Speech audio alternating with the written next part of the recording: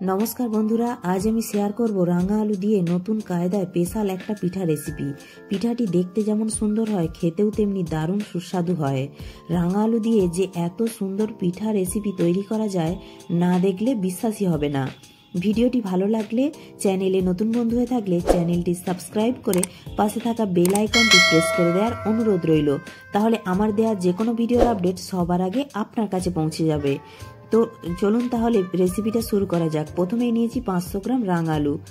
আর রাঙা আলুর এই পিঠা রেসিপিটা এতটাই সুস্বাদু হয় যে একবার খেলে এর স্বাদ ভোলাই যাবে না। তো রাঙা আলুগুলিকে সেদ্ধ করে আমি খোসা ছাড়িয়ে নিয়েছি। তো দেখুন, রাঙা আলুগুলিকে খুব ভালোভাবেই সেদ্ধ করে নিয়েছি। এবার হাত দিয়ে ম্যাশ করে নিচ্ছি। রাঙা আলুর এই পিঠা রেসিপিটি এতটাই নরম তুলতুলে সুস্বাদু হয় খেতে যে গালে দিলেই মিলিয়ে যাবে। একবার হলেও এই পিঠাটি বাড়িতে ট্রাই করবেন। আশা করছি বাড়ির ছোট থেকে বড় সবাই ভীষণ মজা করে খাবে।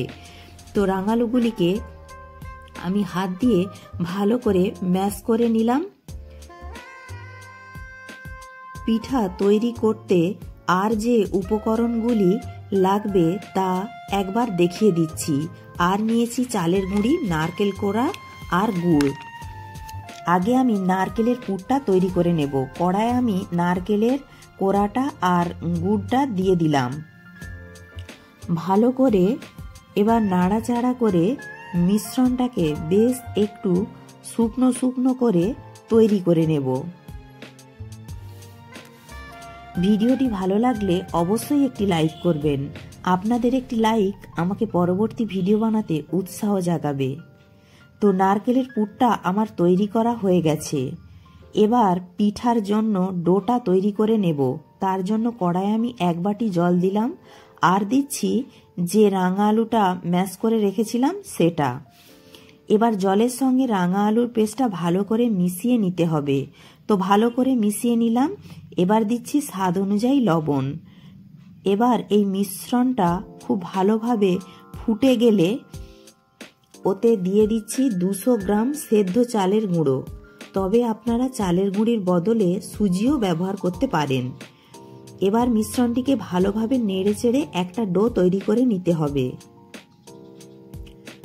আর এই ডোটা কিন্তু শক্ত হবে না, নরম রাখতে হবে। ভিডিওটি ভালো লাগলে বন্ধু বান্ধবদের সাথে প্রচুর শেয়ার করার অনুরোধ রইল। ডোটা আমি তৈরি করে নিলাম। এবার ডোটাকে খুব ভালো করে হাতের সাহায্যে মথে নিতে হবে।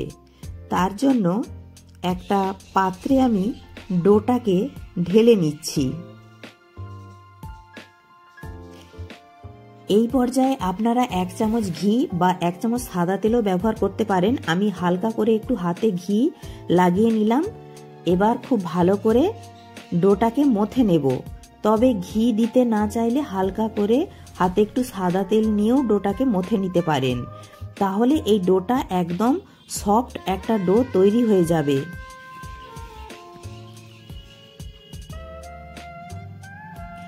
ডোটা আমি তৈরি করে নিলাম। এবার ডিজাইনটা তৈরি করে দেখিয়ে দিচ্ছি। ছোট একটা লেচি কেটে নিয়েছি। এবার হালকা হাতে বেলে নিচ্ছি। তবে বেলার ক্ষেত্রে এখানে কিন্তু আটা ময়দা ব্যবহার করা যাবে না। বেলতে গেলে ধারগুলি এইভাবে একটু ফেটে ফেটে গেলে ভয় পাওয়ার দরকার নেই। এবার এতে দেব নারকেলের পুর। পুর দেওয়া হয়ে গেলে মুখটা বন্ধ করে দেব। তবে এই পিঠাটি আপনাদের পছন্দ মতো বড় বা ছোট যে কোনো সাইজে তৈরি করে নিতে পারেন। পিঠার মুখটা ভালো করে বন্ধ করে দিয়ে ভালোভাবে সমান করে দেব।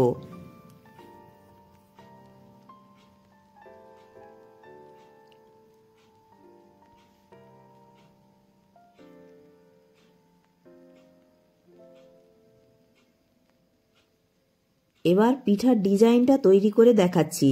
ডিজাইনটা তৈরি করার ক্ষেত্রে একটা এরকম সন বা চিমটি লাগবে।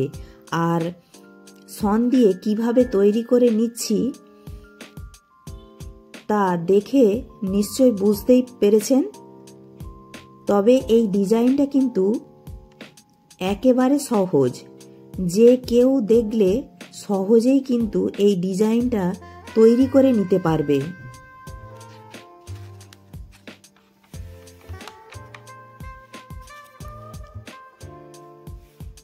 শুধু একটা এই রকম সন বা চিমটি থাকলেই চলবে।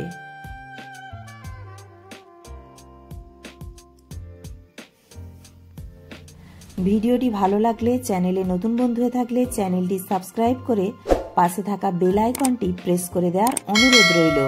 তাহলে আমার দেওয়া যে কোনো ভিডিওর আপডেট সবার আগে আপনার কাছে পৌঁছে যাবে। আর অবশ্যই একটি লাইক করবেন।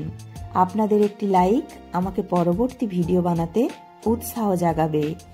আর বন্ধু বান্ধবদের সাথে যতটা সম্ভব ততটা শেয়ার করার অনুরোধ রইল।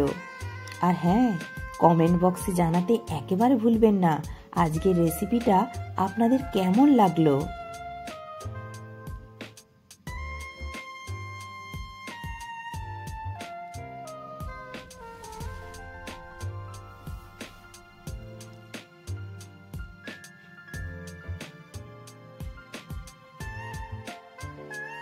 ডিজাইনটা বানানো খুবই সহজ, যে কেউ দেখলেই একবার দেখলেই বানিয়ে ফেলতে পারবেন।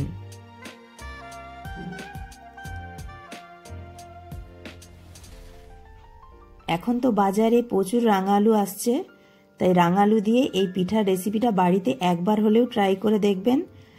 ছোট থেকে বড় সবাই ভীষণ মজা করে খুশি করে খাবে। দেখতেই পেলেন পিঠাটা কত সহজেই আমি তৈরি করে নিলাম। আর পিঠাটা দেখতেও ভীষণ সুন্দর হয়েছে। একইভাবে আমি কয়েকটা পিঠা তৈরি করে নিলাম। এখন পিঠাগুলিকে আমি স্টিম করে নেব। তার জন্য আমি একটা পাত্রে জল গরম করতে আগে থেকে বসিয়ে দিয়েছিলাম। জলটা ফুটে গেছে, তার উপরে একটা এরকম ছিদ্রযুক্ত পাত্র বসিয়ে দিলাম। এবার পিঠাগুলিকে আমি স্টিম করে নেব। তবে আপনারা এই পিঠাগুলিকে তেলে ভেজেও খেতে পারেন।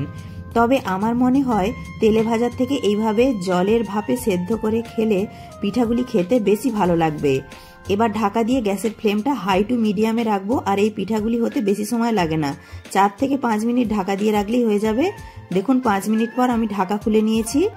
এবার আমি পরিবেশন করে দিচ্ছি। একই রকম ভাবে আমি সবগুলি পিঠাই তৈরি করে নিলাম। তবে এই পিঠাগুলি গরম গরম খেতেই বেশি ভালো লাগে। ভিডিওটি ভালো লাগলে লাইক, শেয়ার, কমেন্ট ও সাবস্ক্রাইব করে পাশে থাকার অনুরোধ রইল।